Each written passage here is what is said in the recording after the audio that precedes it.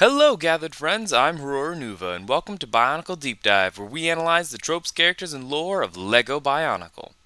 In this video, I wanted to explore what it might look like if Makuta Teridax was a more sympathetic villain, theorizing what his motivations might be, and how that would fit into the broader themes of the story. Let's dive right into it. While sympathetic and redeemable villains are definitely cool due to aspects of their nuance, not every villain needs to be good at heart, and I personally am a fan of Teridax's portrayal as the embodiment of evil. Though I must say, it is still interesting to ask what an alternative telling where he had good or at least sympathetic and understandable intentions for his evil actions would look like. Now, the potential for Makuta Teridax to be a somewhat sympathetic villain is an idea that is played with a few times in the early parts of the story, most famously in the Mask of Light movie. By the second half of the story, his character is fully established as a pure evil villain, whose primary motivation is his god complex and desire for absolute praise and superiority, which aren't exactly redeeming qualities. But early on, his character is purposefully very mysterious, and the various writers had varying and admittedly sometimes contradictory interpretations of his character before it was firmly established. So let's come up with some ideas, maybe based in canon or in the general themes of the story, as to what a sympathetic motivation for Makuta would look like. First, let's look at some of his earliest depictions, like in Minog. Even if not sympathetic, Makuta early on was portrayed as less of an evil person and more of a force of nature, the spirit of destruction. He viewed himself as fulfilling a necessary yet ugly task in the cosmos, and was jealous that his role was not as appreciated as Matanui's. Next, let's analyze the scenes that really set up Makuta's sympathetic side, which are his lines in Mask of Light. Throughout the whole movie, Makuta is constantly implying that he is keeping Matanui asleep for his own good and protection, and that he feels almost regret or remorse for having to do the things that he does, like unleashing the Rakshi. Particularly, the famous "sleep spares him pain, awake he suffers" line seems to indicate that Makuta has a deep sympathy for Matanui, a deep love for his brother. So, between the two of these, we have a good place to start. He views himself as a necessary force of destruction, and is also trying to protect Matanui from suffering. But why does he need to destroy, and what is Matanui suffering from? Now, even at this point, it was firmly known among the writers, including the writers of the movie, that Matanui was the giant robot underneath the island, and that all the characters were like his cells to keep him functioning. So, what motive could Makuta have for crashing the robot? My idea is that he cast Matanui into endless sleep and attempted to take over the Matoran universe to save Matanui from the outside universe and the great beings. One of the most poignant themes in Bionicle is that these are robots who learned and gained sentience even though they were never really meant to. Even though that theme only truly came up explicitly very close to the end, I really believe that it was a huge part of the subtext from the beginning. So in my version, Makuta, in addition to learning that Matanui was a giant robot, learned that he, Matanui, and the whole universe had a direct purpose, and that he and the Matoran would likely be shut down by the real living beings such as the Great Beings, Glatorian, and Agori, once their mission was completed. Now, there was no way that he could stand by being considered a lesser artificial being, and the potential of being thrown away would be unacceptable to him. He knew Matanui would still go along with his mission, so he hijacked the robot so that that would never happen, and that they could all remain real and alive under his rule, a destruction that he would deem necessary to protect Matanui and the MU inhabitants. This desire to strike out against his machine purpose would fuel an even further corruption arc, where his eventual decision to use the Great Spirit robot to conquer other worlds is in fact motivated by a desire to destroy the real living beings, so that the MU inhabitants could never be questioned as alive. His desire to conquer then becomes a corrupted embodiment of the conflict in question of who deserves to be considered real and important.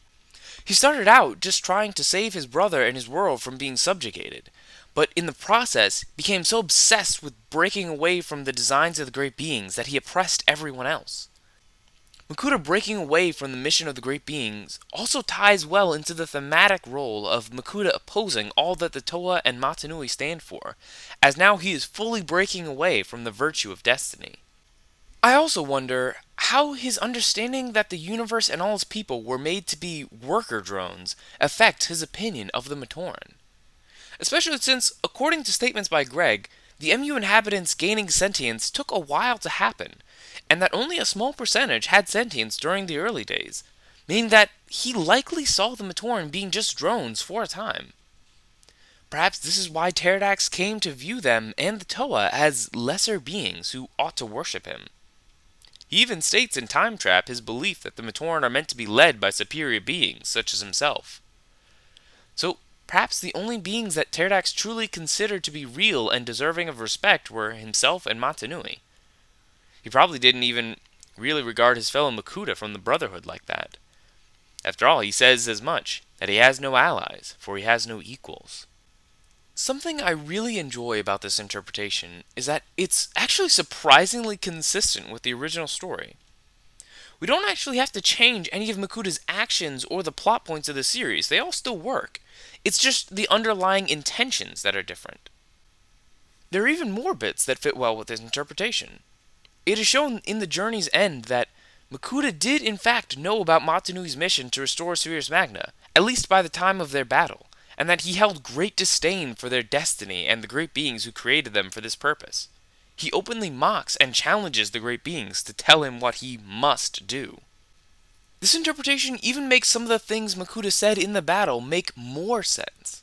For example, after arriving on Barra Magna and confronting Motunui while they were both in their great spirit robot bodies, Makuta briefly offers Motunui a chance to join him so that they could rule the cosmos together. Now, again, it should be noted that this was a very brief moment and could easily be chalked up to Makuta playing mind games. On the other hand, why would he at this point?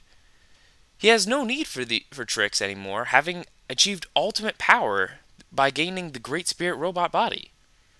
Even Motunui's prototype robot was obviously less of a threat. This action, if taken at face value, is much more consistent with a Makuta that legitimately cared for Motunui, at least at one point, and respects him enough to be his ally and partner in conquest. Of course, if he cared about Motunui, why would he try to kill him? Perhaps, in this interpretation, Makuta is so far gone that he views killing Motunui as necessary to avoid becoming servants of the great beings again. He's gained so much power he refuses to let it slip, even if it means destroying the very person he originally sought this power to protect.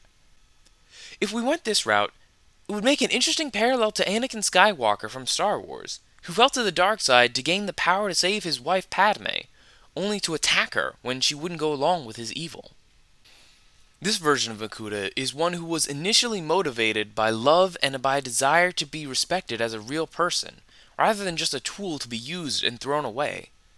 Along the way, his quest for power led him down a dark path, where he first sought to isolate the Matoran universe from the outside world who sought to use them, and then came to use them himself in order to destroy those who would be a threat to his autonomy.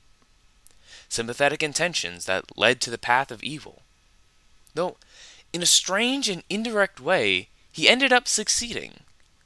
The Matoran's willingness to fight and die for freedom from his tyranny ended up being what proved to the Barra Magnans, including some of the great beings who were secretly watching from afar, that the Matoran and all the MU inhabitants were fully sentient people and deserving of the right to be considered real and alive. In a twisted and tragic way, despite all the evil and death he caused along this path, Makuta ended up achieving both the destiny he was created for, helping Motunui reunite the planet, as well as achieving the destiny that he chose for himself, freeing the Matoran universe from being just tools to be thrown away. He was the destruction that caused rebirth. But these are my thoughts on a potentially sympathetic motivation for Makuta Teridax. What do you guys think? Do you like a version of Teridax that's a bit more morally complex, or do you prefer the pure evil version of this character? And what do you think about the possibility I came up with? Personally, I love this idea, and the more I thought about it, the more it became my personal headcanon. I made this version stick as closely to canon as possible, but I can imagine there are tons of fascinating ways of interpreting this character that are way more flexible, and I'd love to hear them down in the comments. But anyways, that's all for this video. I'll see you guys soon. Take care, my gathered friends.